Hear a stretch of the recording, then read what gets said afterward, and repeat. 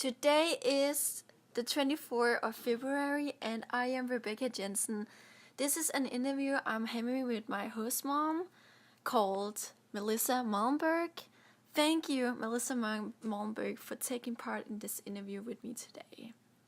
Thank you for having me. Let's start with having you share your full name. Melissa Malmberg. Why did your parents select this name for you? I think there was a character in a soap opera named Melissa, and I think that's why my mom liked it, and it means honeybee in Greek. Okay, how did your family come up? Wait. When and where were you born? I was born in 1978 at Ellsworth Air Force Base in South Dakota.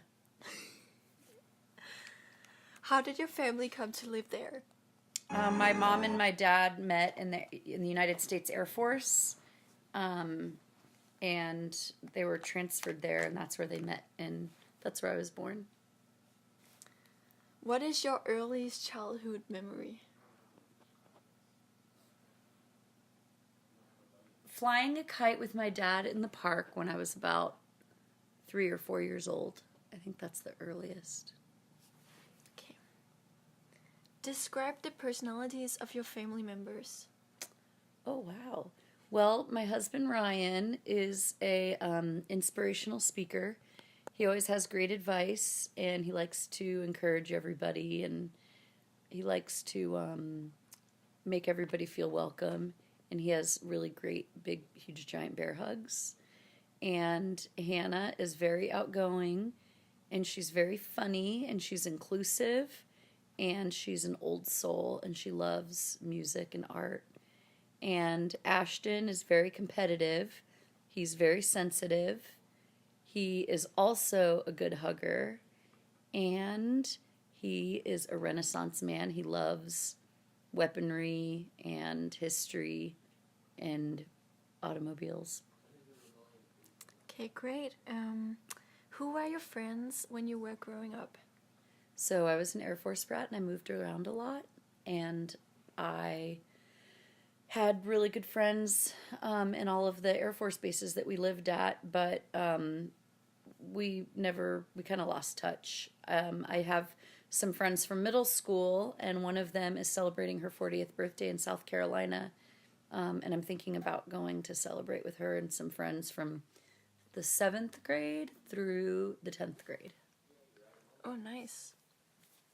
So what stories have come down to you about your parents, grandparents, more distant ancestors? So there's a lot of immigrating in the last, I want to say, my grandparents' generation, great grandparents' generation on both sides are fairly new to the United States. My mom's side of the family came from Ireland in the 1900s, and then my mom's moms have been here for a couple hundred years, and they're German and Irish. And then my dad's family is from Nicaragua. And even though my grandparents are from Nicaragua, I've come to find out through ancestry that they have a lot of European ties. So my dad's Nicaraguan side of the family actually has a lot of French, Scottish, and English.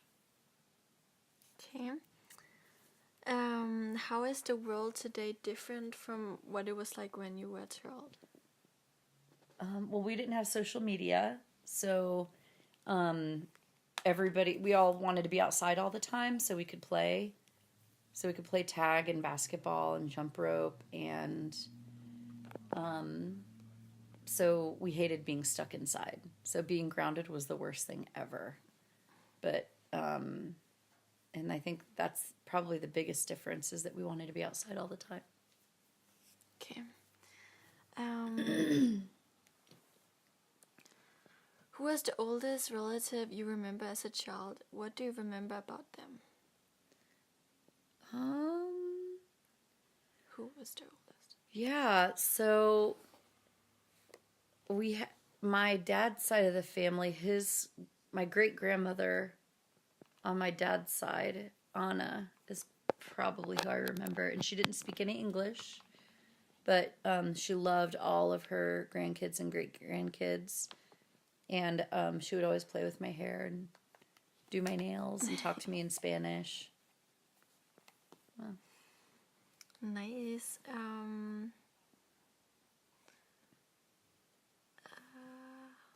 How were holidays like birthdays, Christmas celebrated in your family? Did your family have like special traditions? So my parents were divorced when I was little, and my dad lived far away, so it was just me and my mom for a really long time. And we didn't have a lot of money, and it was just her and I, but she always made Christmas and my birthday super special by,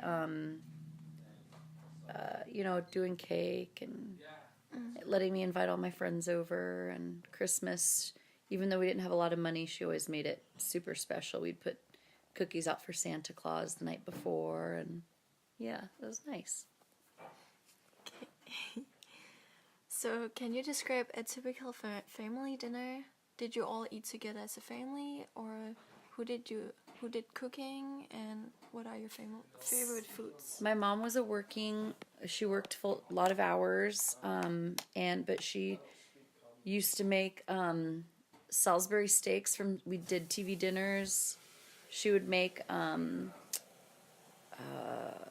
meatloaf, meatballs. She'd make, we ate a lot of pasta and soup, and no matter how busy or broke we were, we always sat down together, her and I.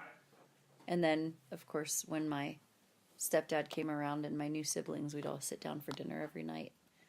And then when my mom retired from the U.S. Air Force, she would make like full course, really fancy dinners. So have any recipes been passed down to you from family members? Yes. My mom makes that broccoli chicken casserole that now Ryan likes a lot. I haven't made it, but it's the meatloaf. Oh, we made it last week when you were in Hawaii. So I'll make that for you. It's really good. Homemade meatballs, cheesecake. My mom used to make cheese. She makes a really good cheesecake. And yeah, that's it. A pork roast. Another recipe she handed down. Nice. Okay, so what is the full name of your spouse, siblings, and parents? Well, my spouse is Ryan Allen Malmberg. I have 4 siblings, 2 from my mom's side, 2 from my dad's side. My mom's side is Andrew Costello and Elizabeth Bowman. And then on my dad's side, it's William Pigg, P-I-G-G, and Andrea Pigg, P-I-G-G. Okay.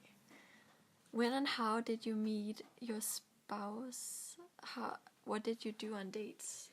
Ryan and I met in 1999 at a restaurant in downtown Denver across from Coors Field, which is where the Rockies play. And baseball. It's a baseball team. And for dates, we would go to games, we'd go camping, we'd go hiking, we'd go for long drives, little mini road trips, checking out Colorado and looking at all the trees and animals and stuff. And yeah. Okay. What was it like when you were proposed to? Like. Oh yeah, how was it? It was really romantic. So, I found out that I was pregnant, and Ryan said, "I guess we should get married." And then we got married, and that was 20 years ago. That's crazy. So romantic. But last year we went to Disney World and we went in front of Cinderella Castle and he got on his knee and proposed to me. And all the people around were like, "Oh, congratulations!" And I was like, trying not to laugh. I was like, "Oh, thank you." And we never had a wedding, but we might have a 20-year wedding. We'll do something ceremony. Yeah. So, what memory stands out the most from your wedding day? I think it was very sobering because we didn't have a wedding and we just went to the courthouse and we didn't have any witnesses. And the clerk who married us asked if we had she asked if we were related, if we were cousins. And we said no. And she asked if we're already married. And we said no. And she said, "Okay, sign here and here." And then that was it. Well, okay. What do you believe is the key to a successful marriage? Not trying to change anybody. And patience. And going to bed angry is okay. Because sometimes if you are both being very stubborn, sleep is very important. And if you go to sleep, then you refresh and then you can start again the next day. That's a good point. Yeah. Why did you choose your children's names? Hannah was named after a character in a movie called The English Patient. And it was a nurse named Hannah. And it's one of my favorite movies, and I watched it 10 times when I was pregnant with Hannah. And then Ashton his birthday's in March, and he's named after the ash tree. The Irish folks follow trees for kind of their astrology, so every month is associated with a tree.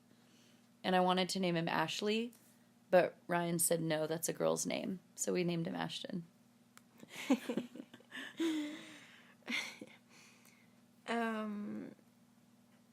What was your proudest moment as a parent?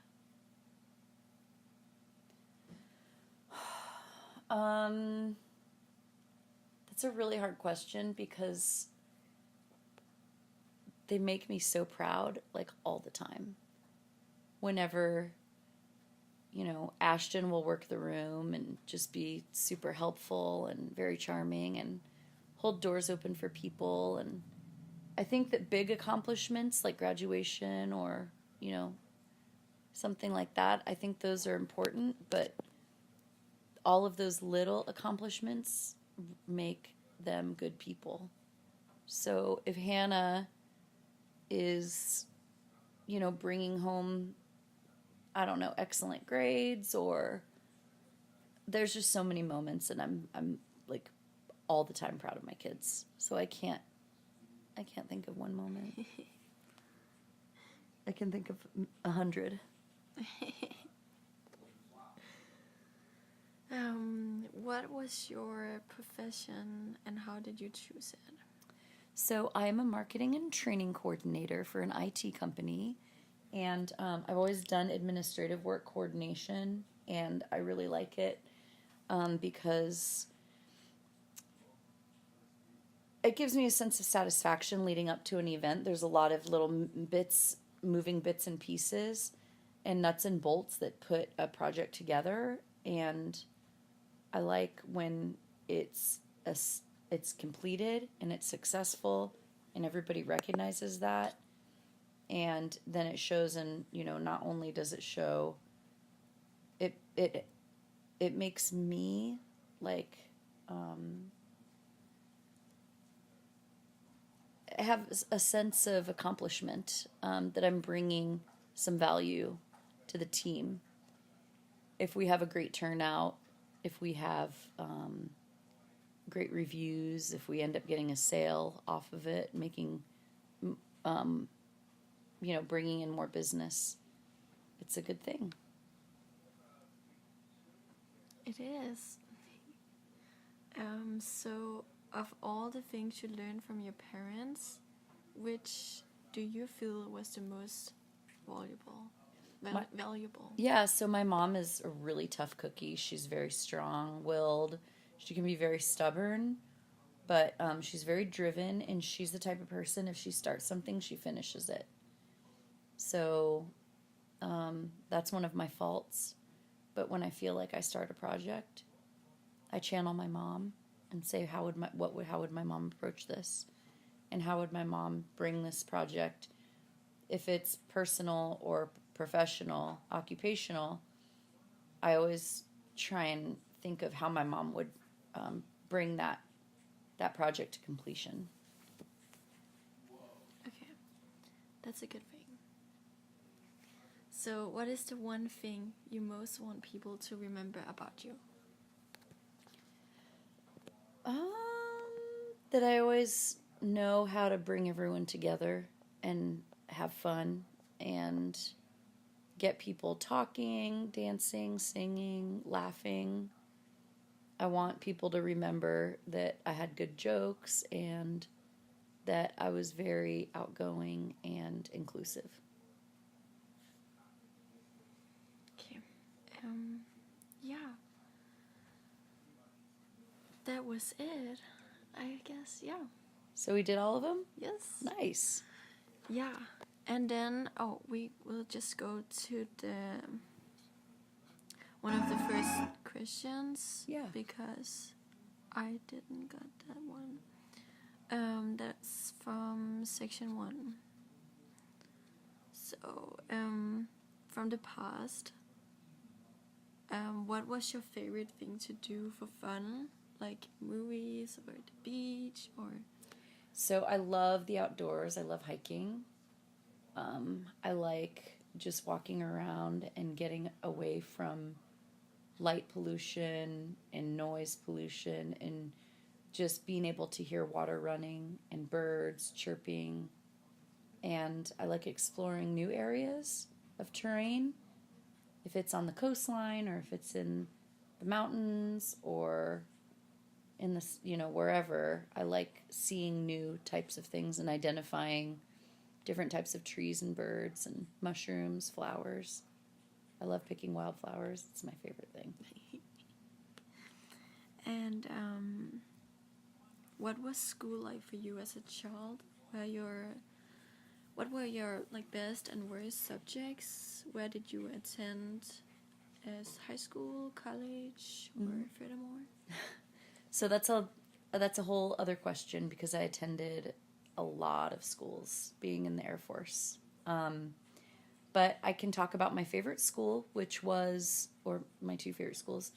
I went to 3 different high schools, and my favorite high school was in Fairfax, Virginia, right outside the Beltway in Washington, D.C., and there's a lot of money there, a lot of diplomats, and a really great public school system. And I learned computer graphics there. I learned marketing. I learned a lot of tools at that school my freshman and sophomore year that I'm still using today, 30 years later. So my favorite, and then I went to college in Montana State, Bozeman, and this school, I just did a couple of prerequisites there. I didn't take any, I didn't get a degree. It's a forestry land management sort of school, and I just took my 101s there, English, psychology. But the campus was really beautiful. The teachers were awesome, and the professors were really great. And I wish that I could continue to go there, but I came home for the summer and met Ryan and fell in love and got sidetracked. But I will go back to college. That's my plan. So last question. Who were your childhood heroes? So, believe it or not, I used to love basketball, and I liked Michael Jordan. I loved watching him play. I thought he was magical. And even today, I think he was, now as an adult, I think he was a decent role model. My mom was obviously one of my heroes because she just powered through as a single mom against all odds with no limited help from my dad, and no, my grandparents were far, far away, so she basically did it all on her own. She didn't get any help. And she was just really brave and strong and a really good mom to me, and so she was my hero. Okay. Thank you, Melissa Malmberg, for Thank doing you. this interview with me. Thank you, Rebecca.